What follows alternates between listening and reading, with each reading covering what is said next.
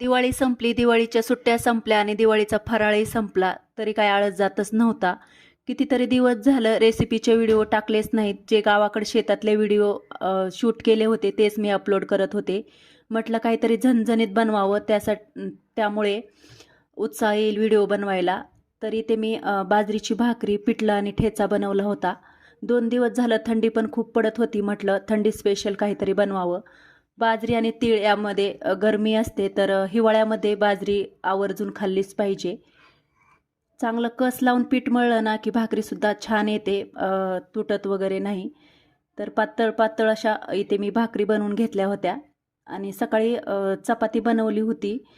त्याच तव्यावर मी भाकरी बनवली, तर भाकरी सटकत होती. तुम्ही कधी ऑब्झर्व केलं आहे का? चपातीचा तवा असेल तर भाकरी खूप छान येते आणि भाकरीचा असेल तर चपाती येत नाही व्यवस्थित. भाकरी वगैरे झाल्या आणि त्यानंतर लगेच ठेचा बनवून घेतला. तर गावाकडून येतानाच मिरच्या आणल्या होत्या, त्या शिल्लक होत्या. तर म्हटलं आज सगळाच गावरान बेतच करूया. तर मस्त असा गावरान लसूण घेतला, मिरच्या घेतल्या आणि थोडेसे शेंगदाणे घेतले. तेही शेंगा वगैरे फोडून घेतल्या आणि शेंगदाणे बनवले.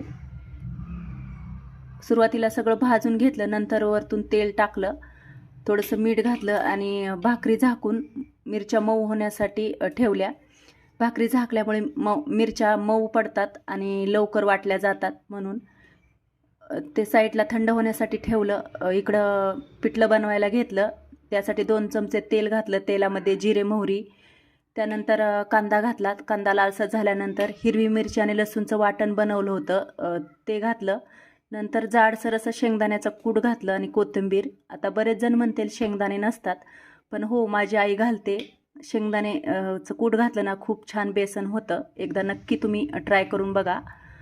नंतर थोडंसं मीठ घातलं, कारण वाटण वाटताना सुद्धा मीठ घातलेलं होतं. तुमच्या आवडीनुसार पातळ घट्ट ठेवू शकता तुम्ही. नंतर ठेचा बनवून घेतला. तर तयार आहे आपलं जेवणाचं ताट. या सगळेजण जेवण करायला. आणि आपला गावरान बेत कसा वाटला ती नक्की मला कमेंट करून सांगा. धन्यवाद.